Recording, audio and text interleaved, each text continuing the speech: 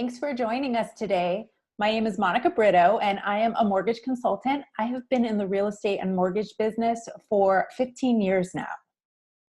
And I'm Keia Blake. I am also a mortgage consultant, and I have been closing loans for about 12 years now.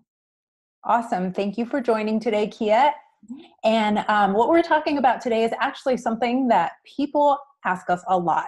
And the purpose of doing this show is because we want to simplify the big bad world of mortgages. There's so many questions that are behind the scenes that people don't really understand. And the subject we're talking about today is the difference between pre-qualification and pre-approval. Now, you may have had those both terms thrown out at you at some point if you were in the search of a house, and there actually is a difference. So let's talk about pre-approval first, or I'm sorry, pre-qualification first. What does that mean to you, Keia?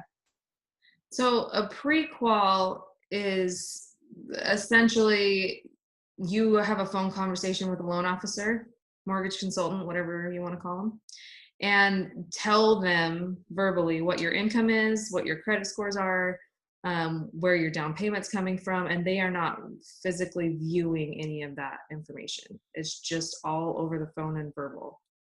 So if you're a seller of a property, how does that make a difference? Why would it make a difference would a pre-qual work for a seller, or how does that work? Honestly, I don't think sellers really know the difference half the time. They think a pre-qual letter, and it's a piece of paper that comes across their desk.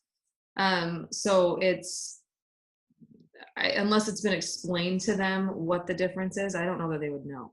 Okay. Now, what about a pre-approval? What is the difference? A pre-approval, your loan officer should be collecting your tax returns, your pay stubs, your W-2s, bank statements, pulling your credit to make sure that there's nothing derogatory on there or something that you were unaware of. Make sure your credit scores are in line. That's a full pre-approval. And in my opinion, that's the best way to go, because then you aren't getting into an accepted offer on a house that you actually don't qualify for because nothing was viewed. Yeah, I feel like that could make problems down the line. So let's say you just got pre-qualified and you didn't get pre-approved, and you get accepted into an offer of a house, and all of a sudden now they're saying maybe you didn't have enough proof that you could buy the house. Would that cause any repercussions? Repercussions, you have until the finance and appraisal deadline to, back out if you need to, if you don't qualify. So there is a little bit of a cushion there, but it's not really a situation anybody wants to be in, for sure.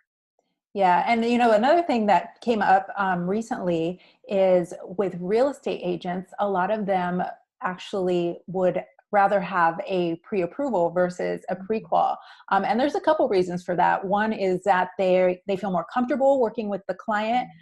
They feel like they're not going to back out, or that they can actually go through with this property and the other agent's not going to be mad at them and things like that.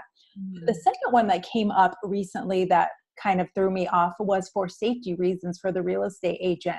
So mm-hmm. They feel more comfortable with being able to have an ID of this client, making sure that they're actually in to purchase a home and that they're not weirdos. So I thought that was kind of cool that came up, because we have to think about the realtors too, and not just ourselves sometimes when it comes to giving that extra paperwork out. Yeah, and I think it could reflect on the realtor's reputation as well if they're handing over pre-quals that the people don't actually qualify for. Yeah, absolutely. Especially if they're the one that picked the loan officer that was supposed to be reviewing it. For sure. So those are the differences. But definitely, like for me, I always suggest to have a pre-approval over just having a pre-qualification letter. You're making it easier. You're simplifying the process for everybody, and the realtors and everybody else in the transaction feel comfortable. Exactly. And another perk is, once you have an accepted offer, your loan officer already has all your tax returns and paperwork, so they can just get moving forward, not wait for you to gather that information. That could waste a couple days. Yeah, for sure. So if you want a quick close, you definitely want to have a pre-approval over a prequel.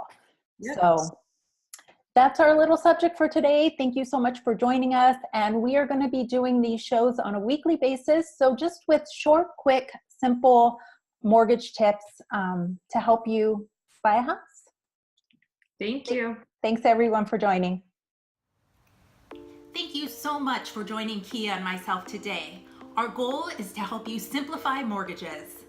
If you're ready to apply for a loan, or maybe you want to apply soon in the future, but you're not sure where to get started, go ahead and click the link below and apply today. Please don't forget to choose either Keia Blake or Monica Brito as your loan officer, and we will make sure that you are taken care of. If you have any further questions, feel free to reach out to us via email. Our email addresses are both posted below. And if you want to follow us on social media, you can follow us at the below handles on both Facebook and Instagram.